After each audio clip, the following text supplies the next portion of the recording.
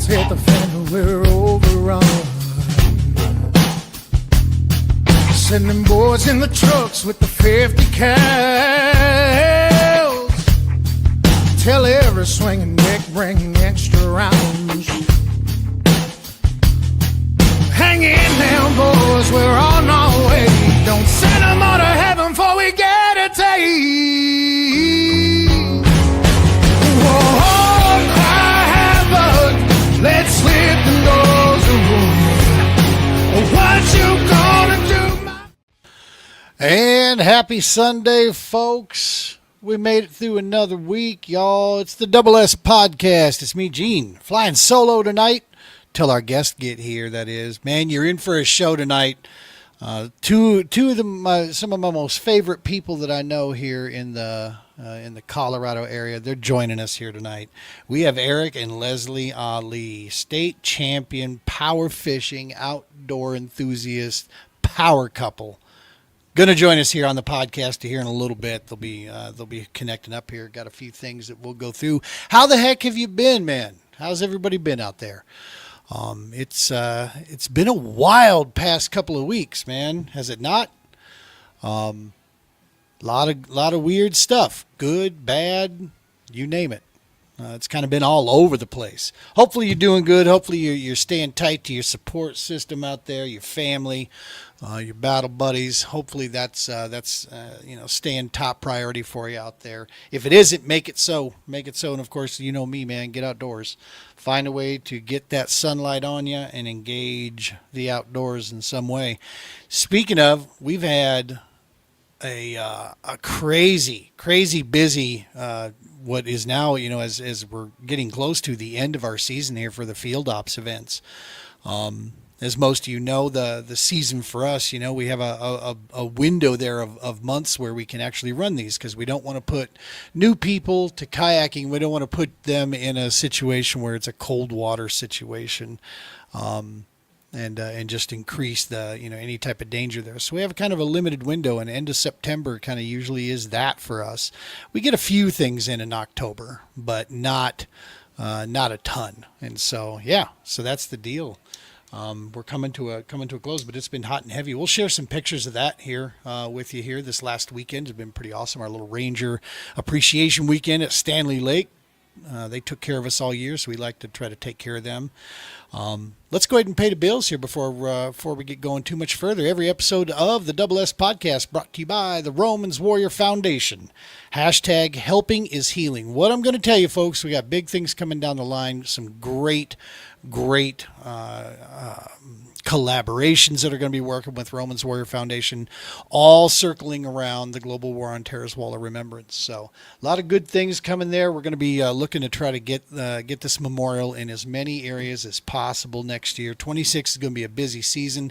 Hit us up if you want that wall to your event, man. Hit us up. We're right now in Colorado. There's one area that we're trying to work out the logistics for, and that's down in the Springs. We're thinking about getting the wall out here, but we've got to put all those pieces of that puzzle together. So there's opportunity for the Western Run here to come out this way. We'll take her from coast to coast if the I's get dotted and T's get crossed. So hit them up. Also, of course, Heroes Media Group. We are a part of this fantastic, just amazing group of podcasts that's out here. The Heroes Media Group, Adam Bird, what he has created for us, the platform, the collaborating ability, just resources for you as a listener out there or a viewer, if you will. The resources available at the Heroes Media Group are fantastic, man. Go check out all the great podcasts. Got some really super cool podcasts also that are getting ready to debut. They've been going for a while, but now they're coming on board. They're going to be part of the HMG family. Sister company of the Heroes Media Group is, of course, HMG Beverage. Go check them out. Some actual true quality coffee, veteran-owned business. My personal favorite, the Kickstart. I do like me some of that. I'm going to guaranteed I'll probably be enjoying some Kickstart this coming Friday, because I am going to be hosting the HMG, the Heroes Media Group weekly wrap-up. Adam's going to be traveling. He's asked me to sit in his seat, so you get the Temu version of Adam, and that's me. That's what you get for next week. So join me bright and ugly on early on Friday, and we'll be jumping in there. and doing a little wrap up and previewing the upcoming shows.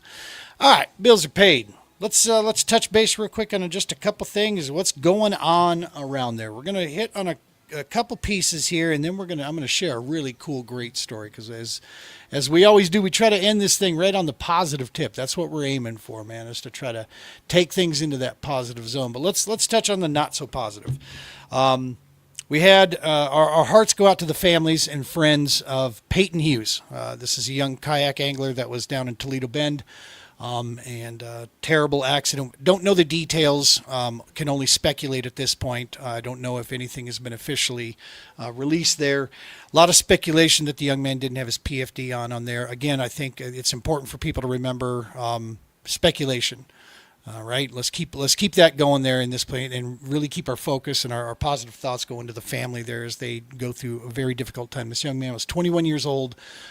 He was fishing on a college kayak fishing bass team, and yes, bad accident from a kayak. And so, yes, our thoughts and prayers in that situation. For what it is worth, you guys have heard me say it before. I will say it every given time.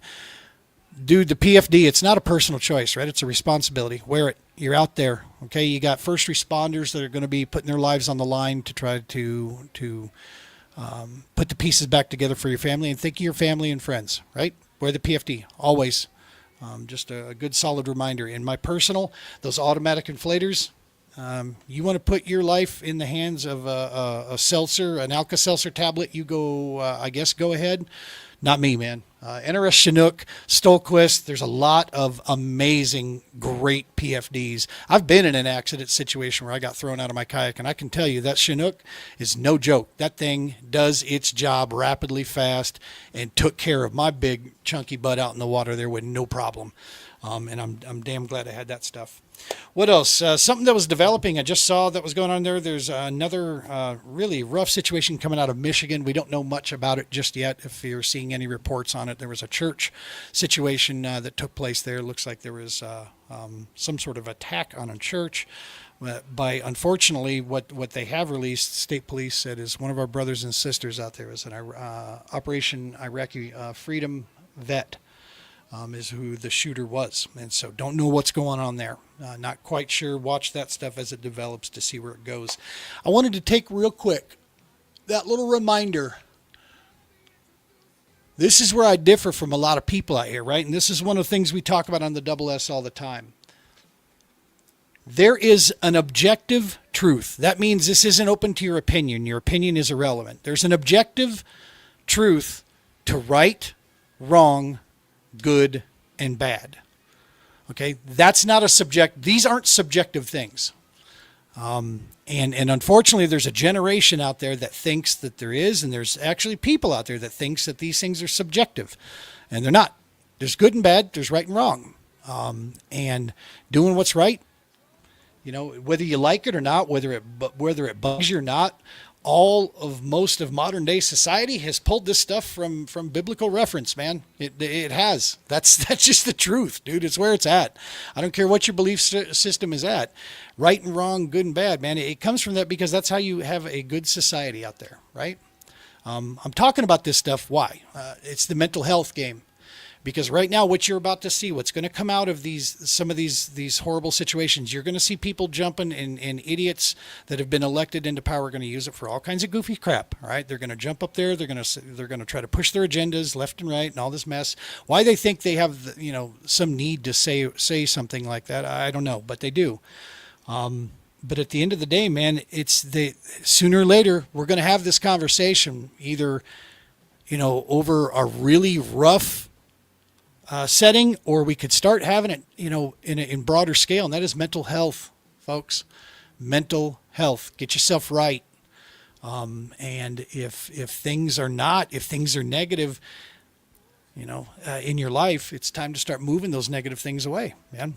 I'm actually, here's one I'm going to give you a tip. I'm following my wife's lead on something. The doom scroll that you do on these things, where you just sit there and scroll and scroll and scroll. My wife maybe does that watching football on Sundays. Other than that, I send her all the funny memes in the world, and she gets them all on Sundays, because she never looks at her stuff. She stays away from it. And I started actually trying to mimic that a little bit. I'll tell you what, man, it does help. It keeps you focused on the good things, people that you love around you and your family and all that good stuff, man. There's little things we can do, and we're going to start exploring the mental health thing later down the road. A couple episodes over the wintertime here. We'll talk about some of that. Here is a cool story. Last story before we bring our guest into the show. This is one we're going to end this thing on a positive because it does exist out there. The humanity piece, there's still some good hope out there. Title of this article, Virginia grandmother wins $150,000 on the Powerball, and she gives every last dollar of that to charity. As the article reads, a Virginia grandmother has shocked lottery officials and inspired the nation by donating her entire $150,000 Powerball prize to 3 charities. Carrie Edwards of, Midlothian, Virginia, she won the prize on a Powerball ticket. She had the power play, so her $50,000 got turned into $150,000. She admits that the numbers were suggested by artificial intelligence. Good Lord, ChatGPT is about to blow up when people get word of this. She asked ChatGPT to generate her ticket selection. Days later, she received a notification to claim her prize, and at first she thought it was a scam that was coming to her. Instead of using the money for personal gain, Edwards chose to divide the winnings equally between 3 nonprofits. The first was the Association of Frontal Temporal Degeneration. This is in memory of her late husband, who passed away from the disease. The second recipient was the Shalom Farms, a Richmond area ministry focused on providing fresh produce and agriculture education to low-income communities. And last but not least, the third was the Navy Marine Corps Relief Society, which supports military families. This is a cause that was personal to Edwards because she is the widow of a Navy veteran. Dude, I mean, this gives you hope, right? There's still people out there that are doing this. In her press statement, she said she felt compelled to give it all away, stating she had already been richly blessed and wanted others to benefit. I'm just the steward, she said, explaining her motivation to bless others as God has blessed her. Serving those that serve, man, that's awesome stuff. I love hearing, and you got to go looking for it. It isn't easy to find, y'all. I'll tell you that. It's not easy to find that, the good news out there. But if you snoop around, you can find some cool stuff like that and stay focused there. Not saying bury your head in the sand. We're not going to do that. But, yeah, you can find some cool stuff like that. Wish we knew that gal a little bit. Maybe, who knows? Maybe the Double S could have her on the show. I doubt it. We're kind of small potatoes, but we'll reach out. The answer's always no till you ask, right? All right. What do we got here? Hey, there's Craig. We got a cool new thing, a feature I'm going to kick on here once we bring our guest in. I see them in the green room now, all gussied up. They're probably the state championship, stuff is probably sitting behind them somewhere. Eric is probably sitting on his stack of trophies by now.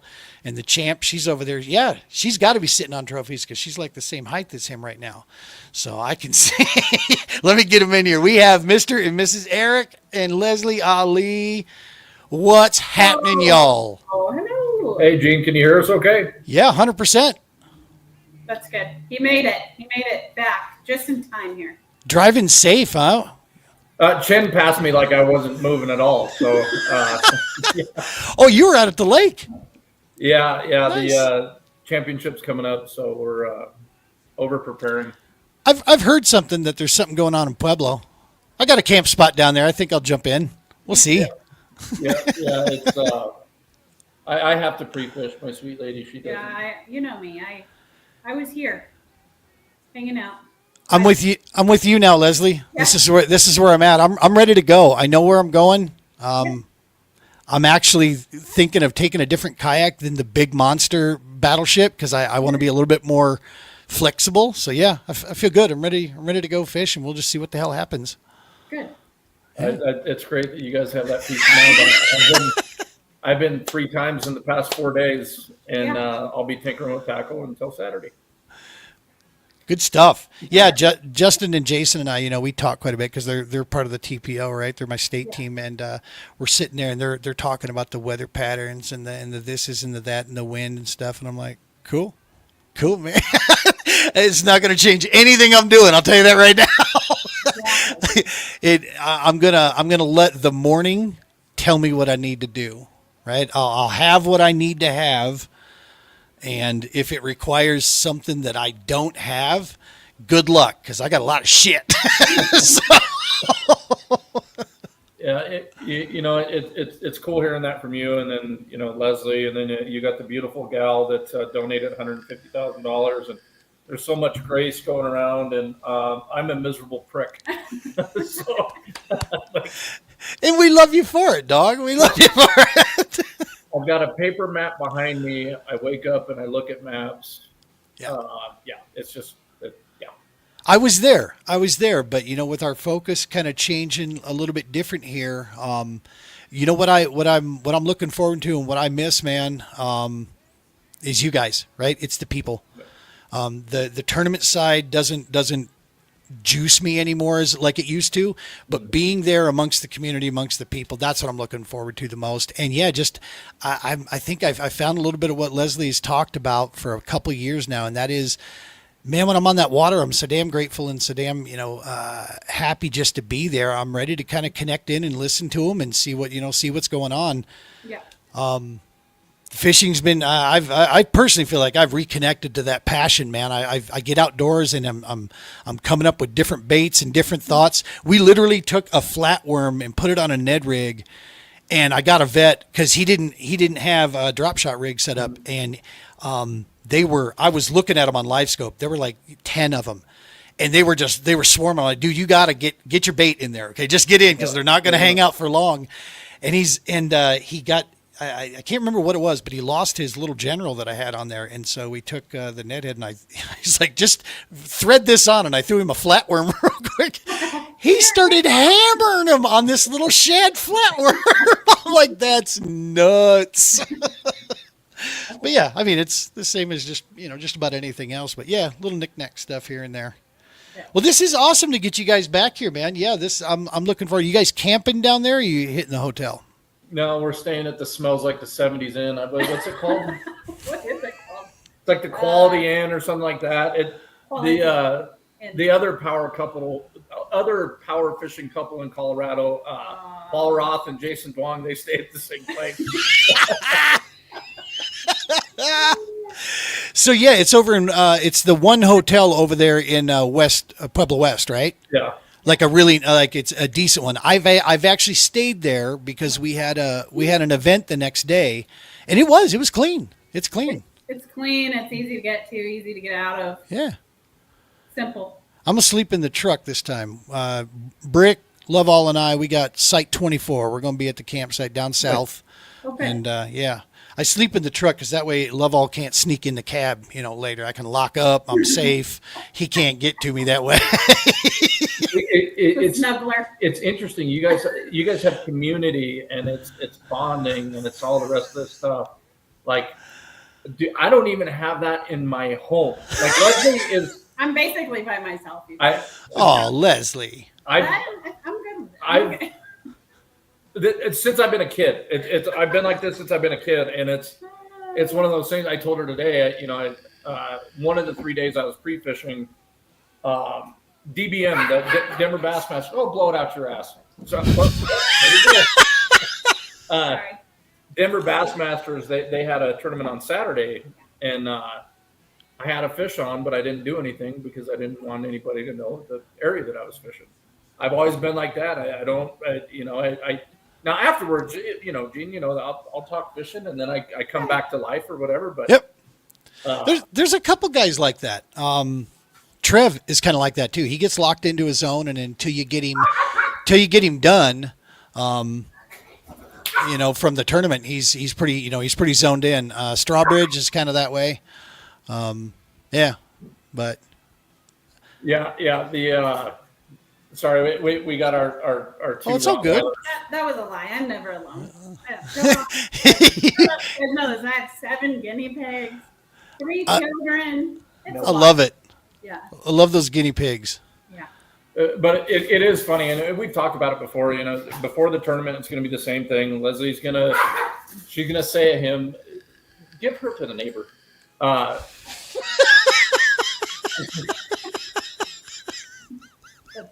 But that's not nice. Hang on. I have some new cool toys here. I should have been using this after you said that. I should have went. Right. We got a sitcom going here. Yeah. I don't know. And it's interesting too because there's been quite a few people. I talked to somebody that I won't name a name, but they've been in the fishing industry for a very long time. They kind of fell out of love with it. Yeah. He asked me. He said, "Has that ever happened to you?" I got to comment on that really quick. Yeah. Go ahead.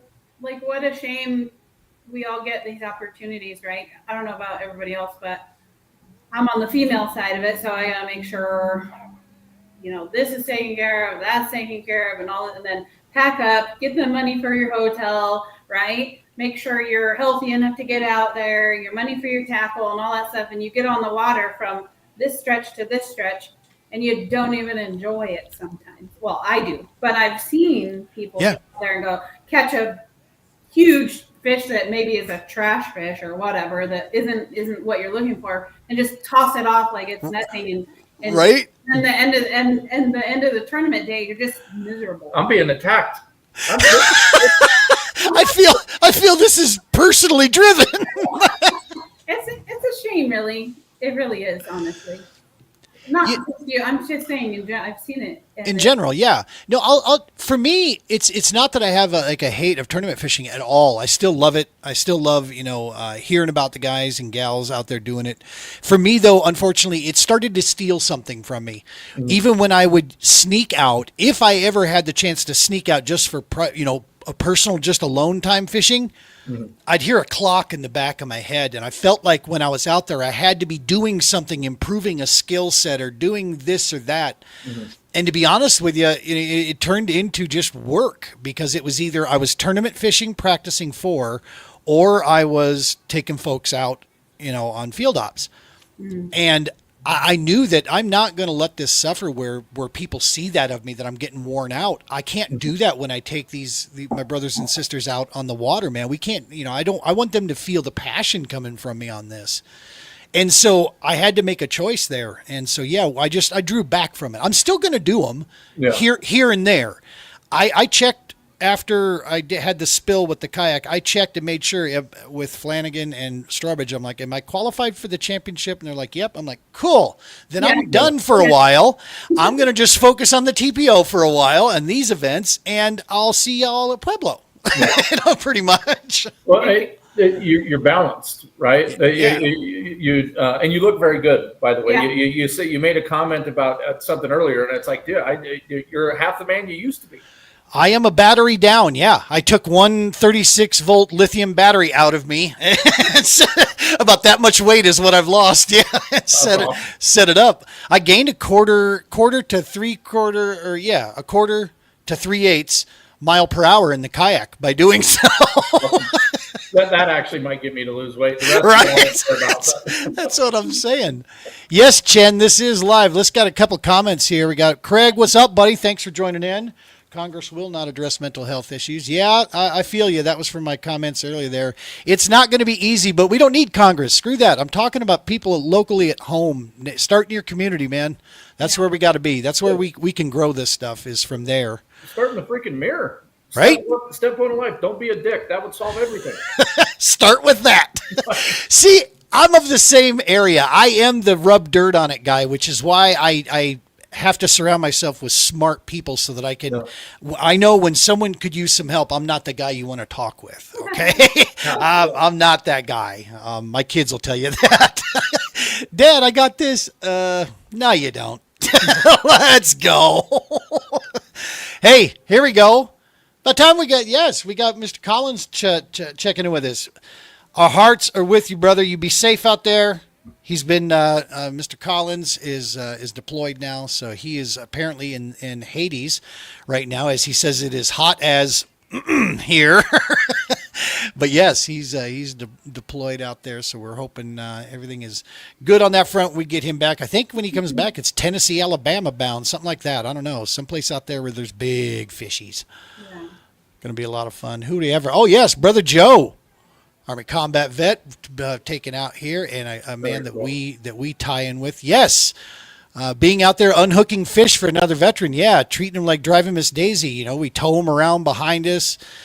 You know, I will make fun of you, Joe, though, if I'm unhooking fish for you, dog. You know that's going to happen because you're a highly trained, skilled individual, well beyond me. And yeah, I might wear gloves, but I'll grab fish. All right.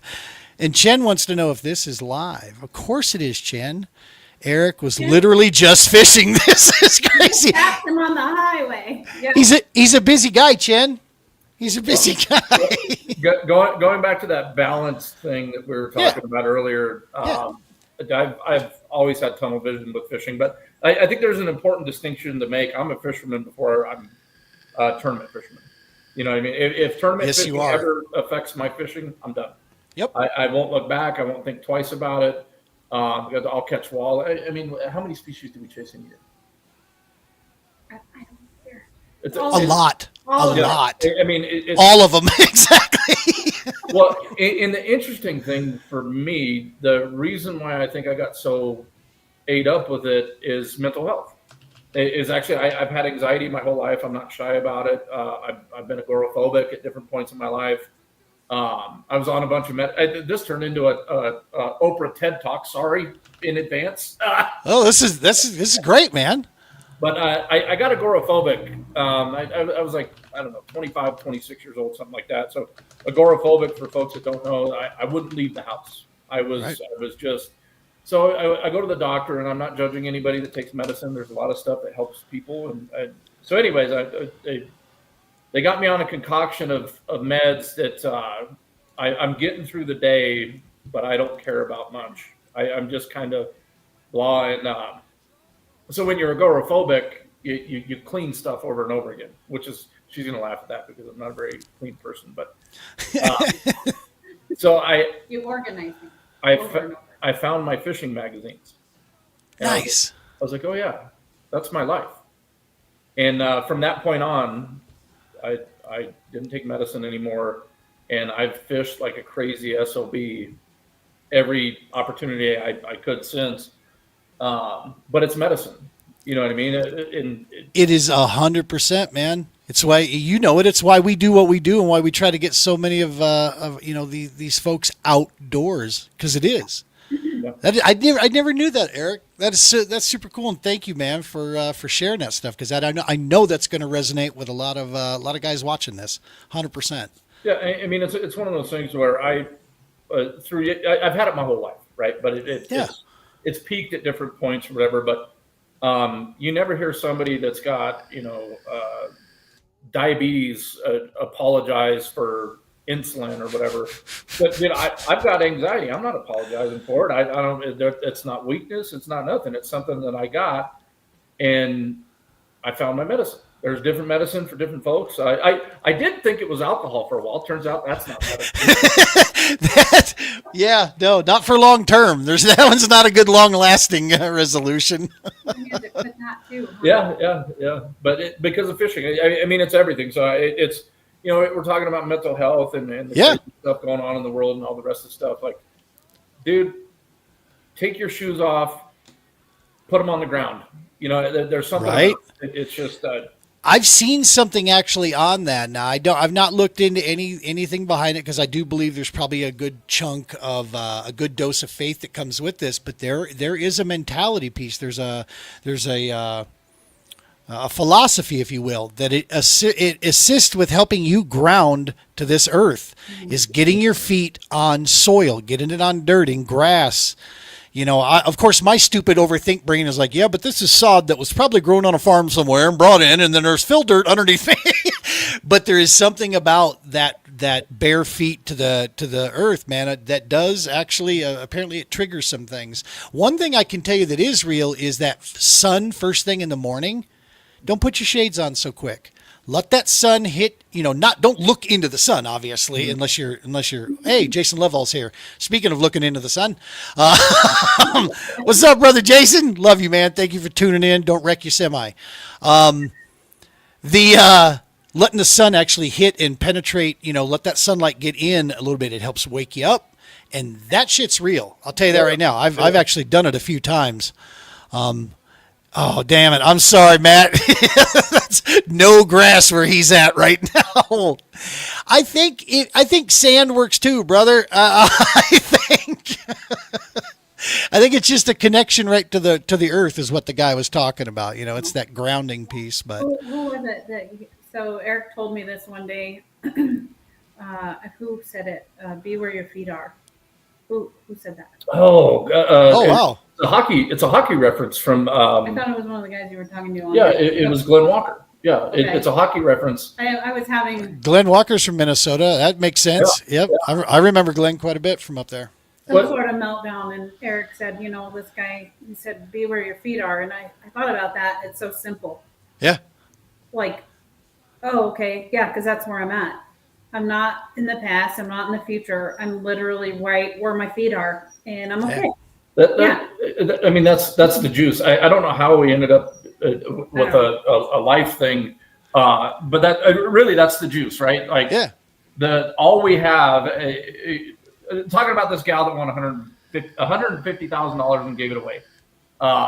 Like, all we have, we don't have possessions, we don't have anything, and I know a lot of people are probably tuning out right now, and it's okay. All we have is the present moment. That's it. So if you look too far ahead, that's anxiety. If you look behind, that's depression. Happiness is be where your feet are, right here, right now.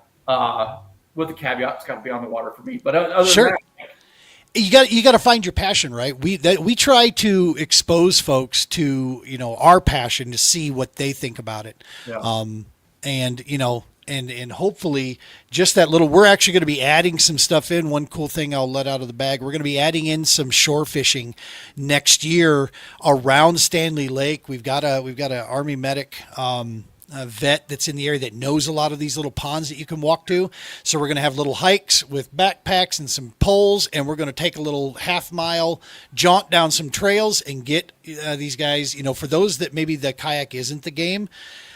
Our whole point to this is showing you don't need a bunch of money, dude. Yeah. It's not money. What you need to do is make the decision and go just cut an hour a time out, right? Yeah. And just go there. And go chill out. Get there early, too. For me, there's just nothing like early morning, man. When the sun's coming up and when you're out there, you get to see everything start to wake up. You see the earth around you starting to come alive. Even in the middle of, on the outskirts of Westminster over there at Stanley, it's still really, really cool to see that stuff, go.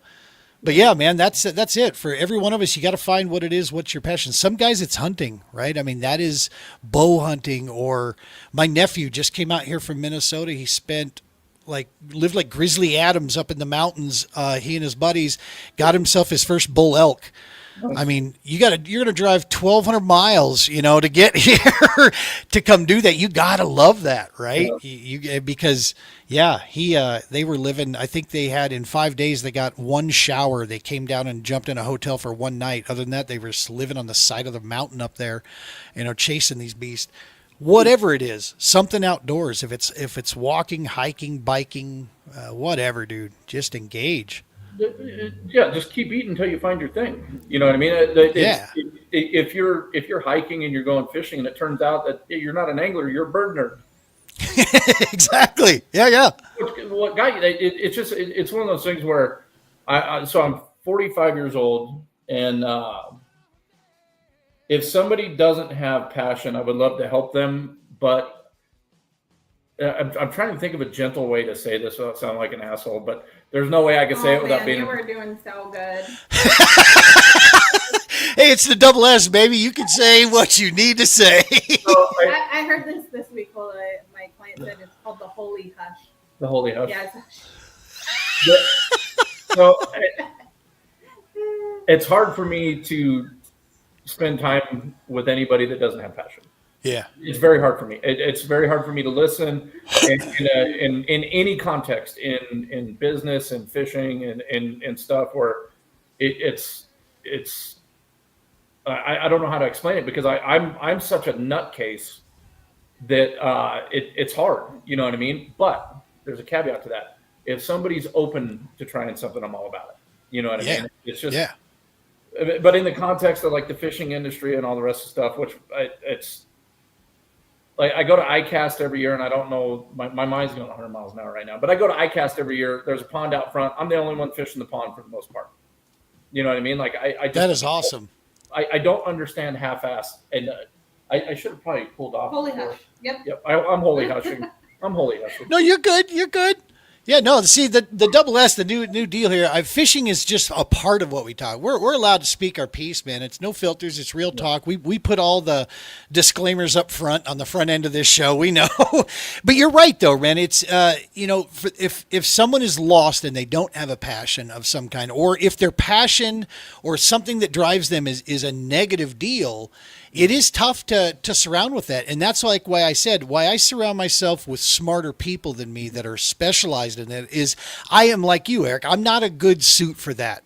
I am very much a rub some dirt on it. Okay. Life isn't fair. You're right. It sucks. You're going to get kicked in the balls or in the teeth, whichever, fits. Lady balls. And exactly, lady balls. And you got to pick yourself up and keep digging, man, because there's no option. There is no quit. There's no stop. There's no nothing. And I know that doesn't work for a lot of folks out there. And I'm not stupid enough or arrogant enough to think that I got it figured out, because I don't. What works for me, I'm not even sure it works for me, but it's what I use, but I know some smart people out there that do know some tricks, of how to manage stuff and how to work with it. So yeah, we can't be expert in everything, Eric. Sometimes we just got to leave it to the, other folks around out there. Dude, I like a wife. That's right. Yeah, exactly. I just got done with an audiobook, and it's by Mel Robbins. It's called Let Them. It's the Let Them theory. I don't know if everybody's heard of that. It's okay. It's okay. Because here's the thing: he's very obsessive, obviously, with fishing. His whole life, everything's fishing. But I think the yin and yang where we come in is I can be that yin, and he's having those why are people I'm gonna yang her ass out. Yeah, you do what you need to do before we have a murder on video.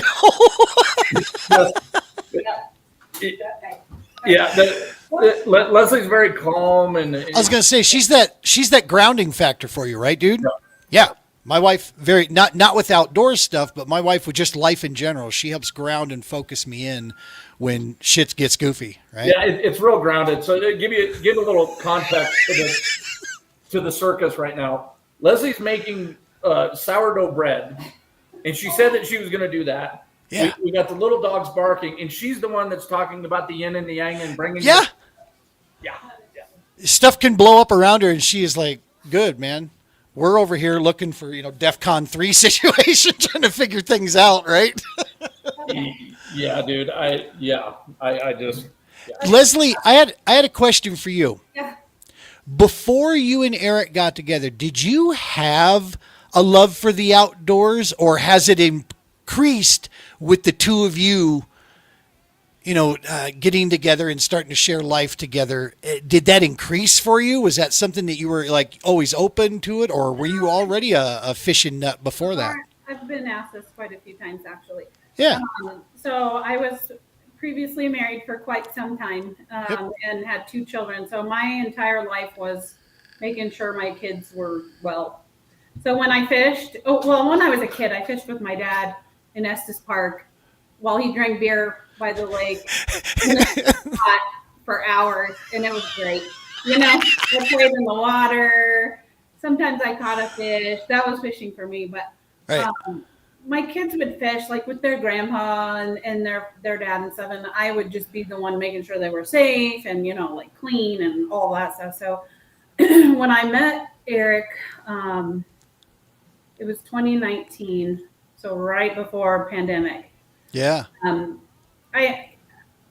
knew he fished a lot, obviously, and we had talked about it and stuff, but honestly, he didn't really force it on me or anything. It was just that was the only thing to do at that time because literally everything shut down. Right. It was the only. It was like this allowable. It was like this perfect storm where we're very first getting to know each other. I think we were engaged pretty quickly, and then we literally, he would tell me and talk about fishing nonstop, and I just listened and absorbed. And we would go on these hikes, and we would go on the boat, and we would go do all these things because there was nothing else. You couldn't go anywhere. You know what I mean? So Right. well, we didn't want to wear masks and go to movies and stuff like it. It just wasn't our thing. So, and it was, I never realized how intriguing it was to me. I guess I have that. I've always been kind of a tomboy.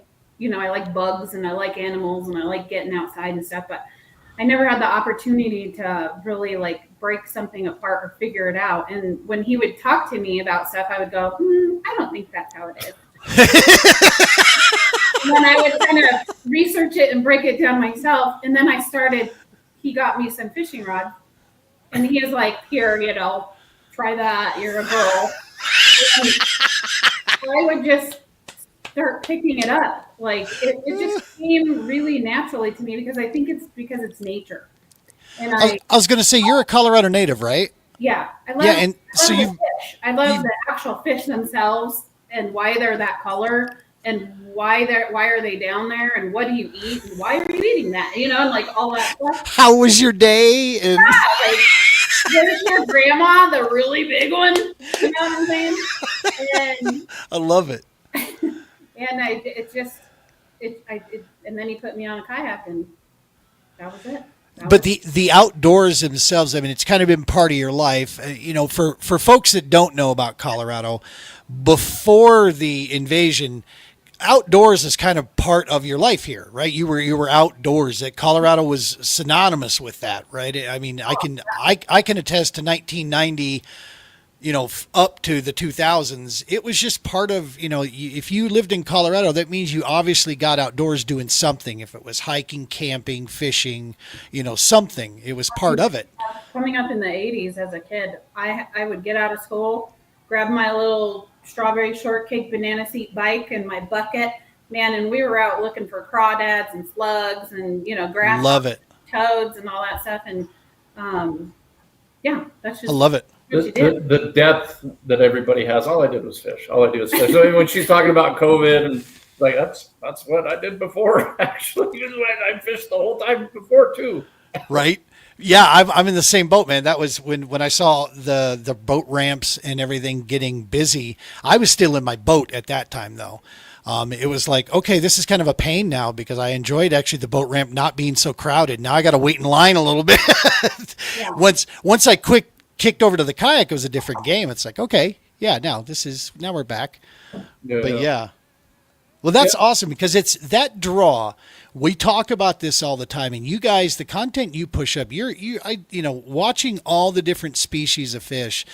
Yes, there's the tournament side of what we do that we enjoy out there, but there's also as big, maybe bigger section of not tournament fish. It's just getting outdoors and chasing fish around and enjoying what these lakes have to offer.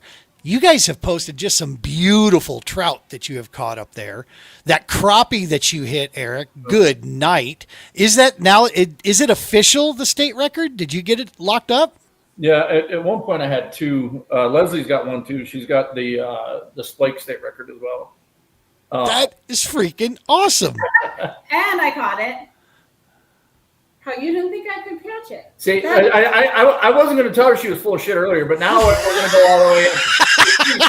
She said, and I quote, I just picked it up super easy. It was just like kumbaya, right? If you remember, okay, and she said, I bought her a couple cheesy combos. You did. They were pink.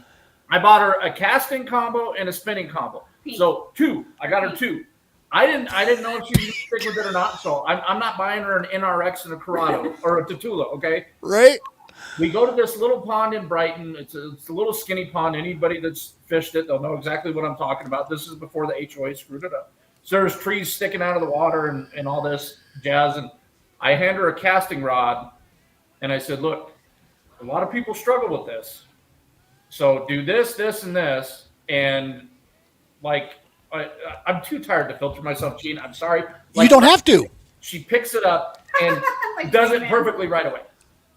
And her first bass in your life, right? Yeah. Was on a spinnerbait ripping it through trees. Yeah. That's awesome. And I'm just sitting here. I'm going like, this is not normal. That's when You're he not. proposed to You're, me. yeah. Right? Exactly. I gotta find a ring right now. Something, it wasn't a ring, but he was like, hey, can you marry me? So then it's with the chatterbait, same thing. She sticks it. So she's good. And initially she doesn't like spinning gear. Okay, so she's got a fish on a spinner bait. She's got a fish on a chatterbait. And then what we do is we go pike fishing at the arsenal, and we're throwing Rising Suns, 316, big swim baits. Long story short, that everything came easy. She would cast out the swim bait. She would get a bite. She would let go of the reel, 2 hands, grab the rod, go like and I'm back there. She is a Latina, and so when you try to correct a Latina, it doesn't go the way you think it's going. No. Looking back there, and I'm going, No. that's not going to work. That's not. So every time I've had to teach her I something, caught one though. I caught a pike that day. it's not a straight line. There's detours, there's off ramps, there's all the rest. And then afterwards, she goes, "It's just so easy. I get it." Right. What's the big deal? Right? So Colin's got a good question. How much do you regret how much you've taught when Leslie beats you and all of us? Now this is where I will give my sweet lady a lot of credit.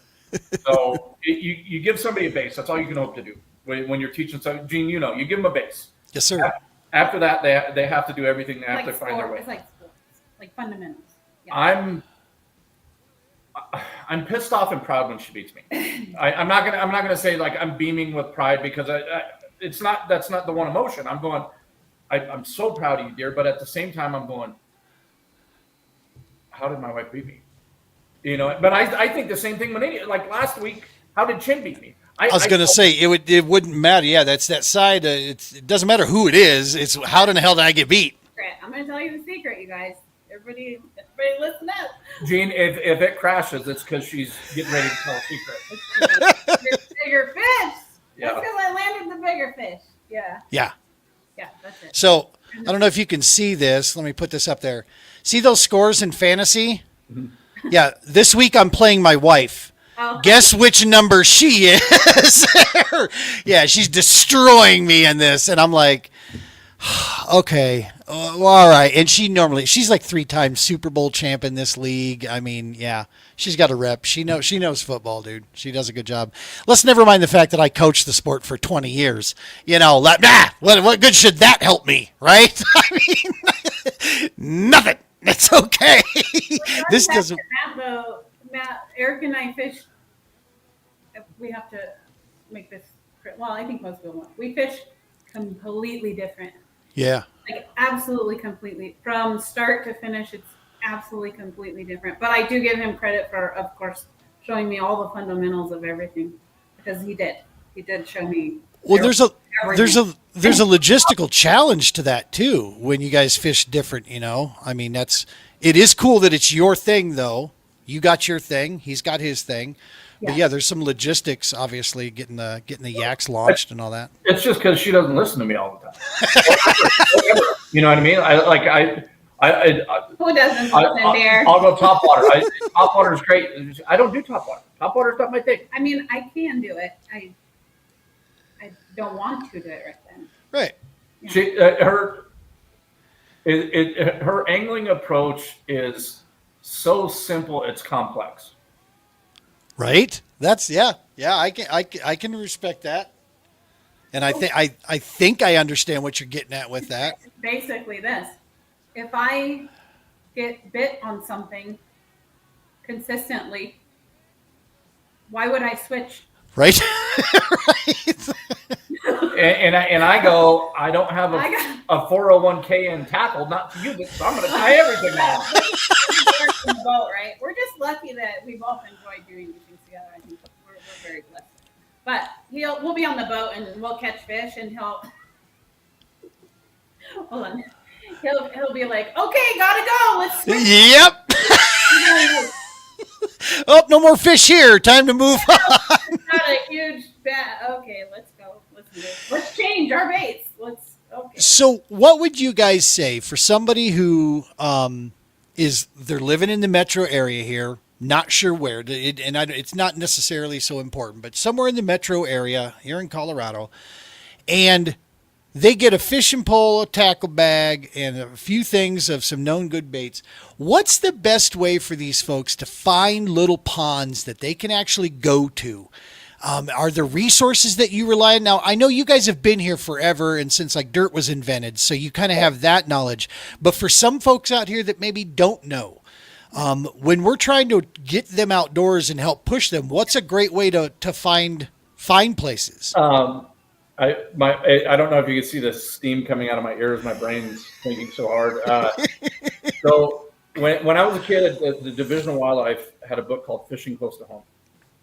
You might still be able to get a copy of it. I don't know how relevant the information is anymore, but basically what I did back then is I had fun. First, I rode my bike to the places I could ride my bike to, and then when I turned 16, I drove. And they're not all gyms. A lot of them are turds. You're going to see some needles. You're going to see switchblades or whatever. But if you cycle through them, like you're going to find some gyms. So if you can get fishing close to home, do it. It's cool. It's going to show you all the different species that are on there. And then I'm gonna dork out a little bit. Fish brain might not be the best thing for fisheries, but you can find fisheries on it. You know what I mean? Fish Brain, the app. I hate to admit. Actually, you know what? No, I don't.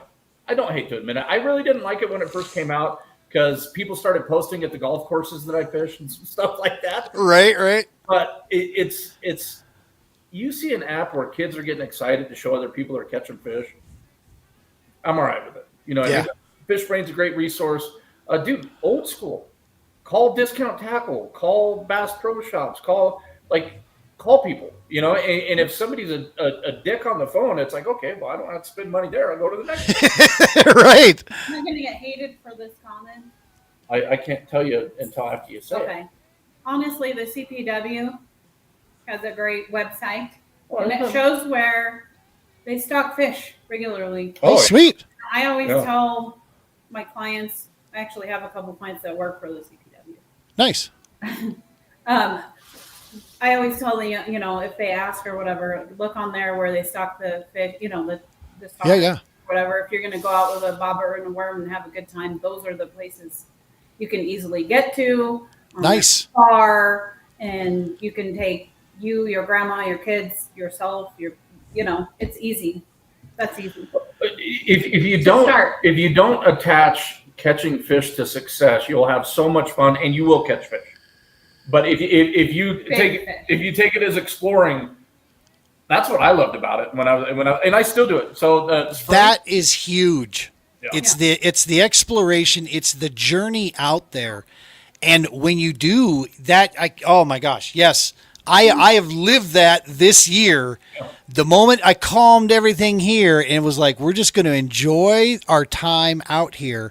I've caught more fish this year and put people on more fish this year than ever before. Yeah. And that's so true, dude. When especially if you're going out looking, you know, just for ponds that you can get to, you know, that is awesome.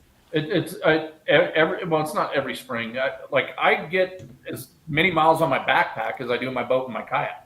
Like to the point to where I had to slow down this year because I was fishing before and after work and not kind of a zombie for a little bit there. But that's a pre-spawn thing. That's a little bit different. But yeah. My favorite thing to do, honestly, was looking for, like, we pulled off on the highways and we would fish the ditches and the underpasses and, you know. Wow. You know, what do we find here? I'll tell you right now, if you'll go to a gold medal trout fishery with me, if you'll hop in the boat and go chase, you know, a giant walleye with me, but you won't fish a ditch with me, you're not my fishing buddy.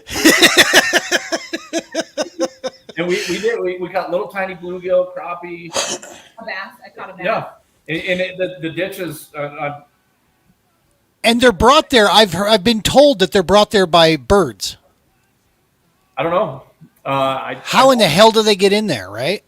Well, this one, Oh, it's connected. this one's attached to St. Vrain. So Oh, on okay. 119, you see a little culvert, Yeah. and it's not like I'm giving up OHIV here. On 119, you'll see a little culvert on each side, and I like I said, the Fishing Close to Home book. I don't want to say I've fished everything because I haven't, but there's not a lot of rocks I haven't flipped over, fishing wise, in the metro area, not the state, but in the metro area. And it was just interesting because we had the boat. We actually had the boat, and we pulled off on the side of 119 to fish a ditch. Yeah, we got in trouble. Yeah. Talk to us, but the thing about it is when you start doing that and you start going to those easy to get to places, you start kind of remembering, oh yeah, I used to be that kid that rode my bike to find crawdads. Yep. You know? Yep. Oh, this bluegill is pretty rad. I wonder if I can catch another one. a couple cities that, like, you talk about Westminster specifically. Obviously, Westminster, or rather, there's some good fisheries there. But if I was to kind of rate them via cities to check out, Boulder would be number one, without a far drive. Okay, Boulder would be number one. Really? Boulder has so many great Boulder, Hygiene, Longmont. I'll give you a couple. I'll give you a couple right now. Pella Crossing and Hygiene. Yep, been there. It's a great fishery. It's no longer a hidden gem. All the rest of the stuff. It used to be years and years ago. It's not anymore. Pella's great. KOA and Boulder. If you want to catch. If you want to catch trout and opportunity at big bass, CPW moved a bunch of really big bass from the XL plant years ago. Talking 4 to 6 pounders. I don't know how many, but it was a lot. There's trout there. There's so many great fish. There's a lot of places we fish in Boulder, like that little rec center one. I don't even know the name of it. Rec centers. Nice. Yeah. Very cool. So they're out there. That's the thing, and it's connect with people that are connected with the outdoors. That's the other tip, right? Is that if you're watching this show right now or hearing it later, listening to it in your truck, whatever, people that have information that can help you. So, remember that old saying that, only helps those that help themselves, right? Mm-hmm. So reach out. We've got plenty of us out here that can, if you're looking for a place to get out, man, that's the key. And we're like I said, the reason we're really starting to press on this kind of stuff is our name is the True Patriot Outfitters, dude. And we have to be very careful. We're not an outfitter. We're a nonprofit. Right? We're not technically, an outfitter, but we want to take care of these folks the way that, maybe that kind of operates with, the equipment and giving them no excuses anymore to get outside. Following the stuff you guys do, man, watching from the boats to the kayaks to the pond fishing that you guys do to the guinea pig stuff that Leslie throws up there. Love seeing her piggies when she throws those out on top. I don't know if you've ever, don't venture anywhere near like the Galapagos Islands, because guinea pigs, man, they're on the menu. What the hell is that? That's brutal. Yeah, it gets brought up a lot. I don't talk to pigs about it, but it's exactly. Yeah, they're grateful to be where they are. Exactly. We are in North America, y'all. I think it's a conspiracy that we've talked about around the house. I think Leslie's fatting us all up to sell us by the pounds. The dogs, the boys, me, the pigs. She treats all of us so. Like if you would see how these you see how these guinea pigs eat. She wakes up every morning and she's cutting up food to give to it. That's awesome. She's graceful and kind and beautiful and. Yeah, I would have. When you walked in tonight, you said, "Oh, you look like a hot Latina Garth."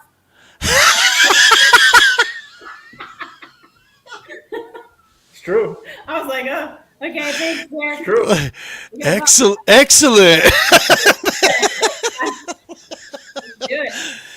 So I'd be remiss if we didn't bring it up. Eagle Claw celebrating this year, folks, 100 years. 100 years, some of the biggest names in the industry. You guys, the Eagle Claw family, man, is synonymous with fishing. You don't go outdoors. You don't fish without Eagle Claw having some finger in your childhood somewhere that pointed you in that direction. From the red and white bobbers to the snell hooks to just about every type of rig.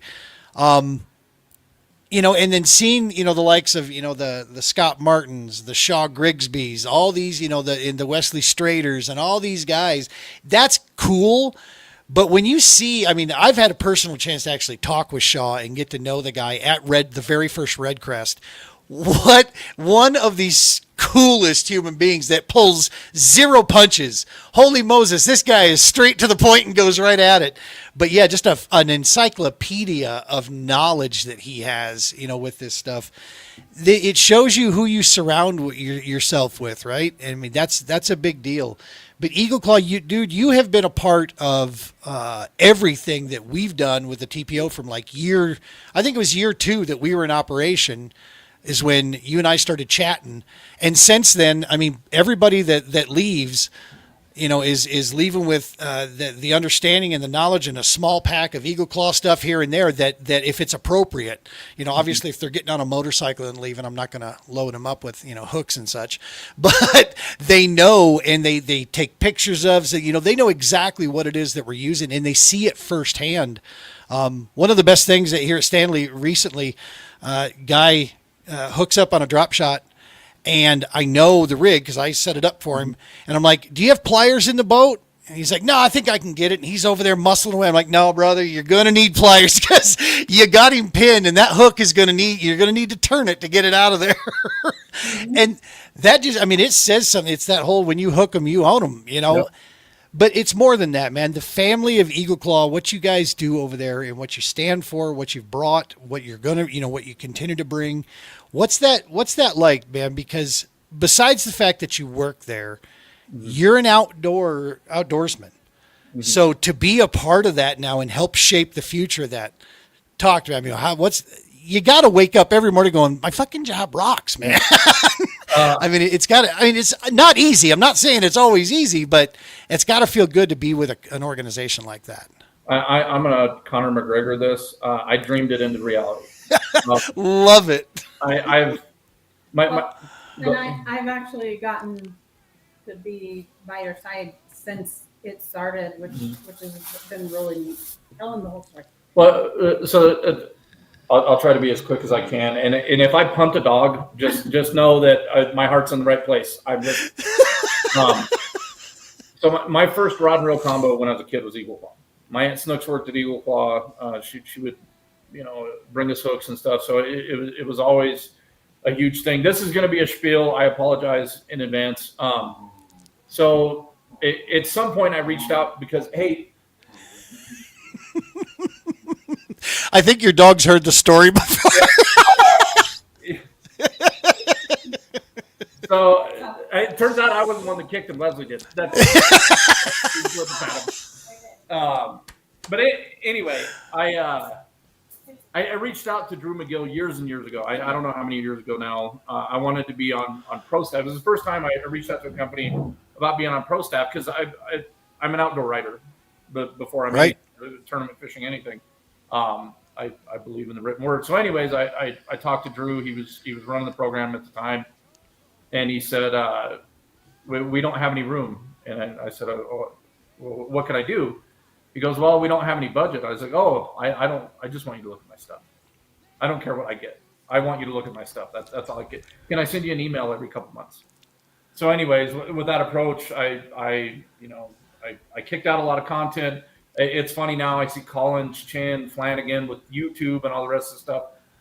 Years and years ago, that was me to some extent. Before it got cool and all the YouTubes and stuff. I'm 78 years old. So then I'm in there all the time. I'm buying hooks all the time, and one of the guys that was a marketing manager that I'd worked with I don't know 6 or 7 on them at that point. I kind of hit it off with him, and he'd ask me, can you get me this photo? I was like, oh, buddy, I'll get you 3 of those. You know what I mean? Anytime they asked something, I did it, and they created a job for me. Nice. And when that happened, it was that holy shit, this is my life kind of thing. You know what I mean? Right. But it's funny how life works because I had to get. It was at the same time everything shut down. Yeah. So everything shut down. But there's another part of this. Dude, I don't want to talk about feelings. All right. So as everything is shutting down and the world's going crazy, I'm getting sober.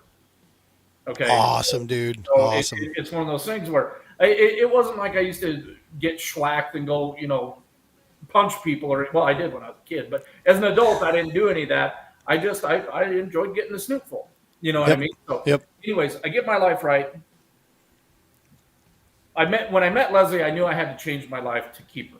Yeah. You know what I mean? So it was like, all right, I'm going to quit drinking. Initially I was going to get in shape too, but that didn't work out. But anyway, so then I get this opportunity, and you fast forward a couple of years, and I'm the marketing manager. I'm friends with Shaw. I'm friends with Zona. I'm and the coolest part about it to me, outside of the family, and I have to talk about the family, but when you realize you are what they are, and we are what Yeah. they are, Yeah. that's when you go, okay, to be a part of this club, this fishing club, all you have to do is love it. You don't have to be a pro. You don't have to have fancy gear. You don't have to chase the fish we chase. All you have to do is love it. And it's one of those things when you're around it, you can feel it. It's what makes my world go. You know what I mean? So anyways, Yeah. about the company. Okay. 1925, Drew McGill. He's fly fishing it's actually Clear Creek, and his flies they're losing shape. You stick one fish, the fly goes to hell, and it's just he had enough of it. He goes back to Denver. He creates a new fly. It's called the Willis Wing fly. That's actually what started the Wright McGill Company. It was a fly. It wasn't a hook initially. So his industriousness and through networking, because he was a salesperson for another, I can't remember the name of the sporting goods company, but long story short, he builds demand immediately. He goes into business with his cousin, who's a banker, who's Stanley Wright. So Wright and McGill, it's Drew McGill and Stanley Wright. Okay, so you fast forward 6 or 7 years. Now he's fishing the Colorado River. He sees an eagle. The fishing's tough. He sees an eagle swoop down, grabs a trout, and then he's watching the trout. He's watching the eagle eat the trout, but he pays attention to the claw. He grabs a pair of pliers, bends his hook point in, that claw point that's so Nice. And again, born on the water. This is the thing I really want to get across. Born on the water. The innovations are born on the water from an angler. These aren't suits. All right, these are sticks. It's very important that the origin story of Wright McGill. Okay, so after that, the company just goes nuts. They make all these amazing moves, including Gene. I gave you the book, supplying hooks for survival kits. You know what I mean? So that's one of the ways during the two world wars. I cleaned my desk. It's right over there. But again, like we supported soldiers by providing the hooks, and that's also how we got the steel to continue making hooks. So that you've got Drew McGill, you got Stan Wright, you got the industriousness, you got the patriotism of supporting the war efforts, and then in 1960, a little bit earlier, Stan Wright dies. 1960, Drew McGill dies. His beautiful bride, Miss Madeline McGill. All right, she's got a choice. What do I do? Obviously she could cash out, make tons of bucks, Right. And she could hire somebody else to run it for her, probably make tons of bucks that way too, or she could take it over. She could continue her husband's legacy, her family legacy, and do something special with it. That's what she did. She grew the company, and the thing is, Choices, right? Choices. What they said about Madeline is she immediately entrenched herself in the culture of the company. She wanted to know about the people. She wanted to support the people. So that's where the 4-day work week came into play. It was called Madeline McGill's New Life Plan. She wanted folks to have more time with their families and more time fishing. So it's a 4-day work week instead of a 5-day work week. Right. That's instituted early on. Okay, so Madeline McGill, she passes away in the 70s. Okay, and then her and Drew's son, Lee McGill, he takes over. So he's got Drew's industriousness. He's got Madeline's love for people, combines them, and you see laser sharp. You see Trocar. Wow. You see the company grow and grow and grow. And then now their grandson, the current chairman of the board, a dude that loves fishing as much as anybody who's ever lived, Drew McGill is the chairman of the board. So when you look at all this stuff on the fishing industry where private equity's bought and sold, Right. who sold Hobie? Who cares? It's all crap. We're owned by the same family. And when you work for them, you are family. And it's one of those things where it's like, you know what, dude, I wouldn't care if it was a national company, an international company. I wouldn't care if we made fish hooks from North Point, Colorado. I love the family. I love what we do. I love what we represent. And Lord willing, I'll work here until, they're wheeling me out in a wheelchair and I'm, 90 years old, still holding on. Because it's in the hooks, you know what I mean? It's Dude, the statement that you gave me, I give the guys this every time we're on the water. There's American-made fish hooks, and then there's dog shit. You choose with what you want to fish with, and that is exactly. They see it firsthand, right? I mean, they get a chance to see why we trust them out there. Because I tell guys this all the time. I'm not a finesse guru. I will tell you this. My finesse game has improved drastically because I'm not sweating it so bad anymore. Yep. I want to catch some fish. So I'll throw whatever in the hell I need to throw. If you tell me, if I see that like Leslie said, if they're biting something, that's what I'm going to throw at them. Right. Yep. That just is what it is. Brother Marty, how are you, buddy? Appreciate you tuning in, man. Yes, he's hooking on the Nico side. But one of the deals that I tell people is that because I'm not like this expert in drop shot, I like to take the guesswork out of it. So I use the best damn gear that I can. I use the best line that I've tried and liked.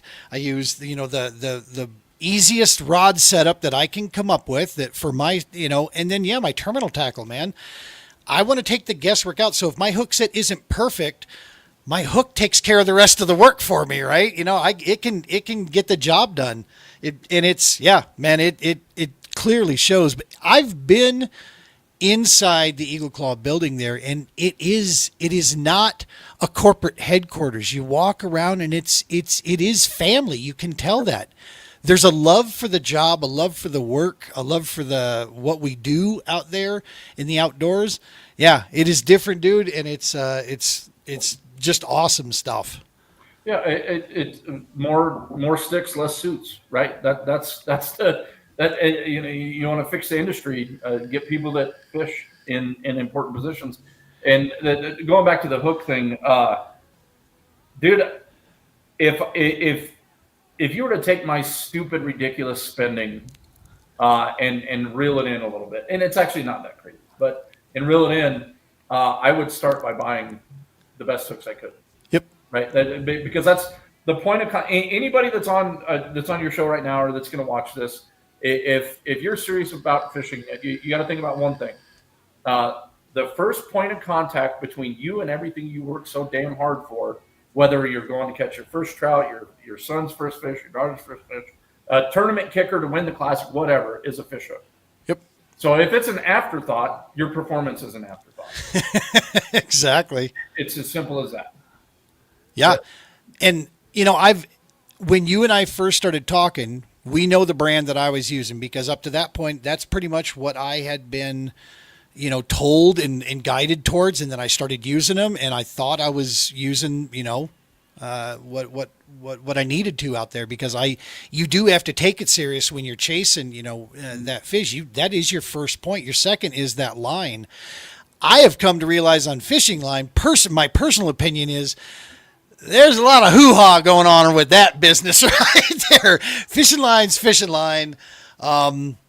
I know some guys will argue that all day. I'm not, but my point is your contact point. Yeah, it's that hook piece. And when I moved over to full trocar and started using those, even the difference between what I was using prior to that was drastic. It's like, okay, there's just no question from the durability, the penetration point of it. Those little bastards are sharp, and they stay sharp. I showed you, I carry a hook file with me, right? I used to sharpen my stuff because I was that anal about it.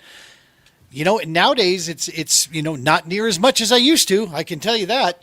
And it's there's a big difference in that. But American made steel, American owned organization, this has got to become, we talk about this a lot out there, support those organizations, folks. That's how we build this economy back, right? Yep. You surround yourself with good organizations like that.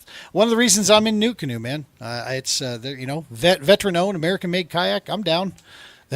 I know there's a lot of different options out there, but this is a good organization. They do great, and it gets it done.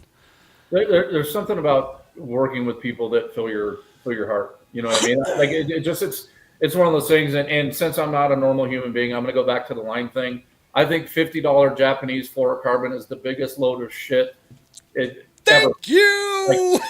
Yes. I bought a lot of it, and I've come You to and the me both. conclusion this year that about $11-12 is what I'm willing to spend on fluorocarbon. I'm telling you, it was this year for me as well. It was early in the season. I loaded out this tournament season with some of the best line that a human being can purchase. And my wallet was like, why did you do that to me? No means no. Bad touch. I spent a ridiculous amount on line and loaded up. And within the first 3 events that I fished, I was having the same issue on certain things that I was with other line that was a third the price. I'm like, wait a minute, this stuff is holding memory just the same. Yeah. There was not enough difference. Now, maybe there's some scientific little studies on paper that says this is less visible, and maybe so, dude. But I've caught more fish than I've caught living in this state this year, using my vicious fishing line that is not expensive. I've got actually reels. I've got monofilament back on a few reels all of a sudden. Yeah. Normally that was nothing more than a leader for me. I'd use it for a leader on my spooks, right? I'd tie off to a braid, main line, put about a 18-inch, leader on my spooks, walking baits, because that mono, would not get tangled up in my trebles as much. But yeah, so other than that, it doesn't have to be an expensive outing, I guess, is my piece. And Eagle Claw, that's the other great thing. Eagle is not expensive, dude. You're at all. They're priced right. Yeah. It's priced really good for me. Yeah. Leslie's budget, this works. Anyway, but if you look at it, so you could look at it and say good, better, best. But I don't think that does it justice. So Eagle Claw hooks are phenomenal. There's a reason why we've been around as long as we have been, right? Exactly. You can get anything that you need. Go to Walmart. Go to a gas station. You'll find Eagle Claw hooks. You're going to have a forge point. That forge point is going to stay sharp. You know what I mean? Like it's a great, great, great hook. And then when you bump up to laser sharp, so if you're in my age, maybe a little bit older, you remember when laser sharp first came out. These are badass hooks. These are needle point hooks. A lot of the same shapes. When I look at laser sharp, what I think is it's a crossroads between affordability and performance. It's a smart buy. They're smart hooks. And then you look at Trokars, the lack of creativity, I'm going to call them the best. You know what I mean? But all 3 of them give you an option to where, you know what? If you're 13 years old and you're on that lawn mowing budget, get some Eagle Claws. Hell yeah. And don't buy 47 different styles of hooks. A bait holder is going to do a lot of heavy lifting for you if you can get creative with it. Love it. You don't need everything. You remember back in the day, dude, we used round bends for everything. We wacky rigged. You didn't call it a Nico rig back in the day. Marty knows this. It was a round bend, and you got a nail. You cut the head off the nail. You cut it in the worm's ass, and you caught fish. Yep. When you get to where we're at, when you're tournament fishing or it's your passion, that's when you go, okay, I'm going to get this specific thing for this, this, and this. But, dude, there ain't a lot in life you can't do with monofilament, a bait holder, and a bob. Totally. There was a little girl at the event we just had this last weekend. She's a daughter of one of the vets there, and she comes up with this stick, and she's talking to her dad, and he's like, "You gonna go fishing with that?" She goes, "I can't go fishing with this." I'm like, "Honey, do you know that is like the exact size of the first stick I ever went fishing with?" She's like, "How did you do that?" So I was like, "Watch this," you know. So I was like, "You just tie some fishing line right on the end here." Well, how do you reel it? You lift it up. Yeah. Her eyes were this big, and all of a sudden he's looking at me like, "Dude, now I got to take her fishing." I'm like, "Exactly. All right." So my aunt worked at Eagle Claw. We used to fish these ponds. It used to be where Huron Junior High School's at. There's 2 ponds. Okay. One of them was a frog pond. It was just shallow, the duckweed, bunch of bullfrogs.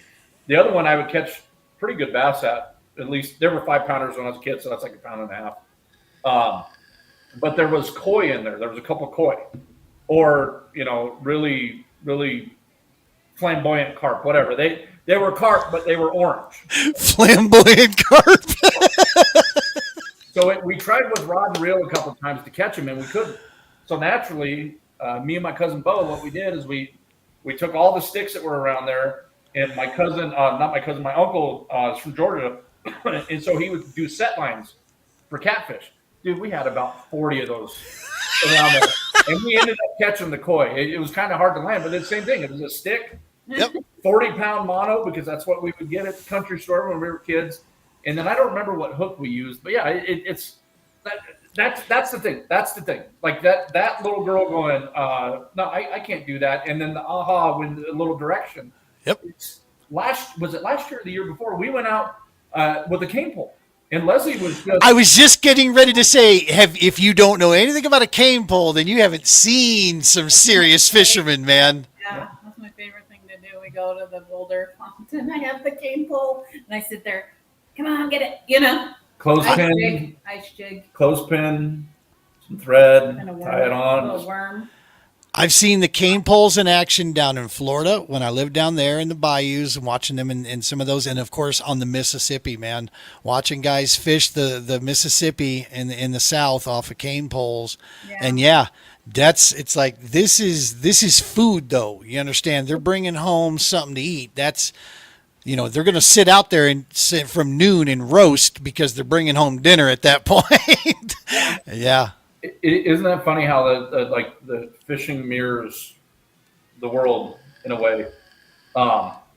When you get down to the brass tacks of it, it's nothing but goodness. Yep. No, there's no. And I like that I can say shit once in a while here. It makes me feel good. Yes. There's no bullshit when you get down to the heart of fishing. At its origin, it's to have a meal with your family. There's nothing bad about that. That's all good. That's all goodness. Agreed. But when you focus on catch and release, tournament fishing, this versus that, you got to do it my way. You got to do it this way. It's like, again, rule number 1 in life: don't be a dick. Look in the mirror. Be a good person. Eat a meal with your family. And get outdoors, right? Hell yes. Folks, check out Eagle Claw. Anybody that comes out with us knows they've heard the spiel from me. They see it. They see it in every bit of the tackle that we use out there. Half the grip and grins I'm flying the same hat that you got right there. I think. Yes. Yep. It's got a lot of fish work on it now. It's getting I got to get into the shop and get me another one there for sure. But yeah, man, but more than that, you guys are the epitome of what living outdoors and enjoying the outdoors. You guys go out year round. Now me. I make fun. I throw that meme out every year with the frozen guy going down. Eric's like, "It's great outside, guys." I throw that because it's like, nope. No, I'm just not that dude anymore. I lived up north for too long, and I hit about, 48, 49, and I'm like, nah. I used to think I needed snow for Christmas, and I'll tell you right now, I'll decorate the hell out of a palm tree. Wow. I have no problem with that whatsoever. Yeah, I don't need snow anymore. I'm good with it. But yes, I don't ice fish like you guys do, but I live through your eyes when you guys get out there and you do that. Yeah, you look cold to me, by the way. No, I'm not gonna lie, it's cold, but it's talking about the palm tree. We're in Florida. We fish. We're here. It's just other people. Leslie, she's said that a couple times here recently. What?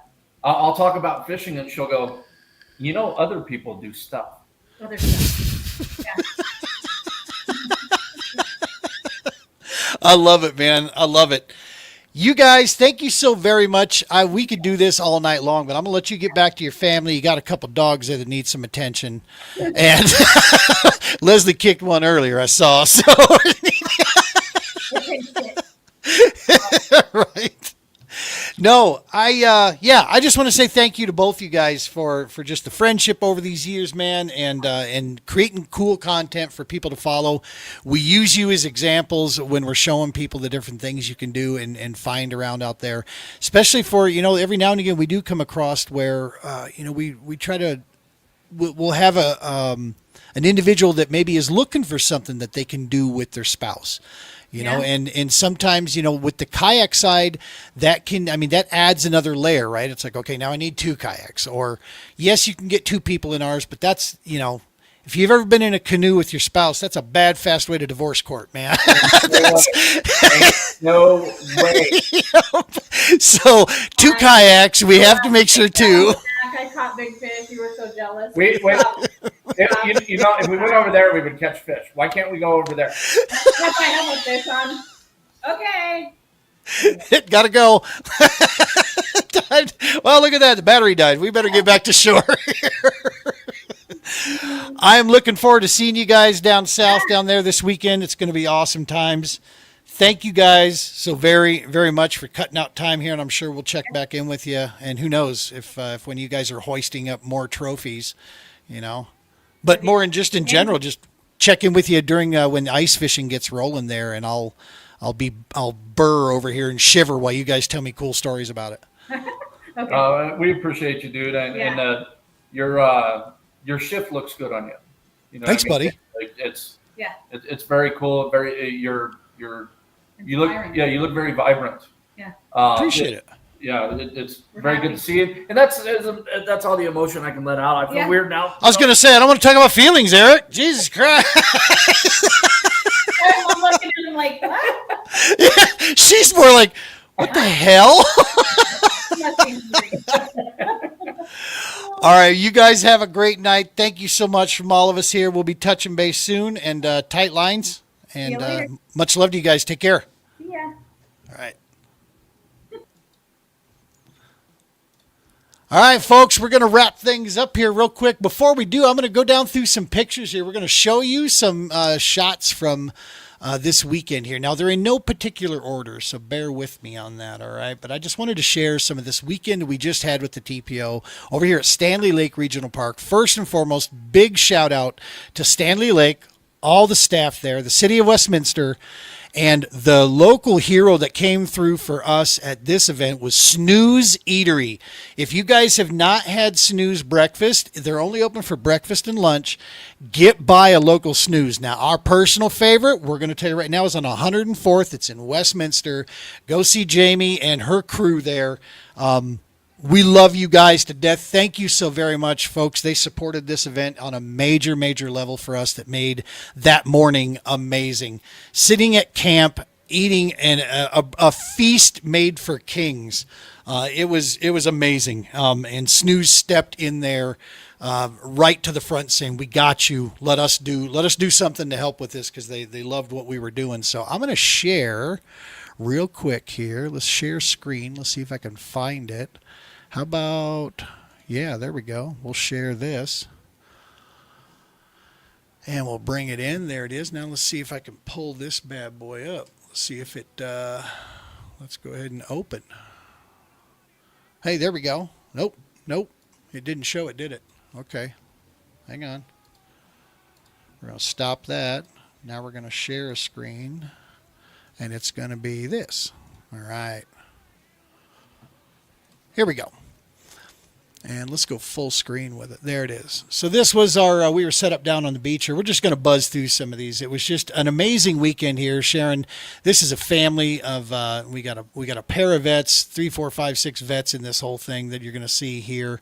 And just family supporters of the TPO sitting around having dinner that evening at the camp. It's a young veteran right there, Army veteran. Next is his family joining in with us. There they were. We were getting them out fishing that day. This is Snooze breakfast that morning, bright and early there. It was just a feast. Snooze stepped up, man. We got some cool camera angle shots here that we wanted to share. Just, I mean, dude, the pineapple upside down pancakes. Are you kidding me?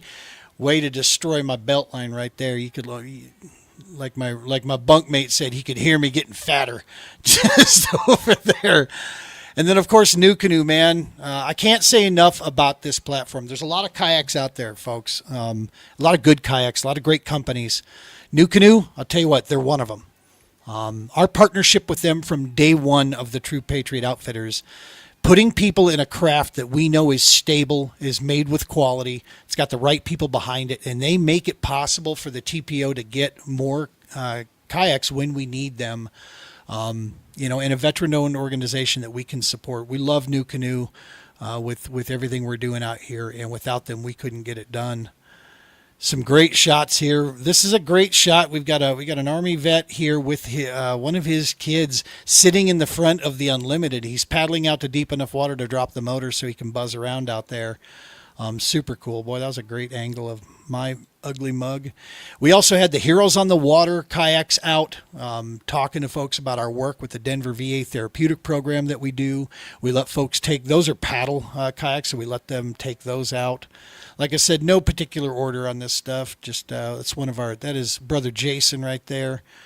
Looking out across, some great camera angles that our guys were getting. This is I have no credit on any of these cameras shots.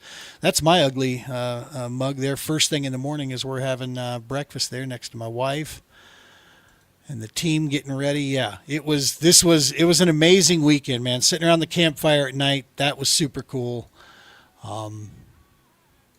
To all the team members that made this thing happen, to everybody that's out there, much love to all of you guys. We can't do any of this stuff without a village of people putting this together. I appreciate the compliments, but I am one very tiny small piece in this big puzzle. I'll tell you that. It's all this. It's the team that surrounds this entire group making this stuff happen. Like I said, next year when we put this stuff together, folks, you definitely do not want to miss this as we do these events. They're a ton of fun. All right, we're going to wrap it up. Thank you guys so very much for tuning in tonight. It's been a long show, hour and a half, but it was worth every bit. The Allees are just great human beings, and they enjoy the outdoors. With Eric sharing his stories of what the outdoors has done for him. And he's not just a one-trick pony. It's not just about one species of fish. It's just getting out the adventure and seeking out fishing. Obviously, we're going to talk to you a bunch about fishing, but I know people from all kinds of walks of the outdoors, man. So if you need some resources, if you're looking for that, if you're not sure if you need resources, hit me up. Let's chat. Let's talk. Let's get you out there. And if you want to go kayak fishing, dude, let's go. Let's go. All right. So next week, it'll probably be a recorded episode. I don't know just yet. I might make it back in time to go live, but we have the state championship going on down in Pueblo, and that is going to be the next. I'm actually going to fish that tournament. I've qualified for that, and so I'm going to head down there, and we're going to take a swing at qualifying for the national championship. So we'll see what happens. We're fishing way different now than we used to. So above all, I'm going to go down there and be with Jason and Justin and a bunch of my friends in the fishing community. Jason and Justin, as you know, they're part of they are the Colorado team. These are my brothers from another mother. Love these guys to death. So I'm looking forward to camping and spending a weekend with those guys and fishing with them. It's going to be a ton of fun, and I'm sure we'll see a lot of our friends down there. So stay tuned with that. Be looking this week. We're going to put a bunch of this content from this last weekend. We're going to get that all up on the site so you can see what's going on with that. And I think that's going to do it. Hey,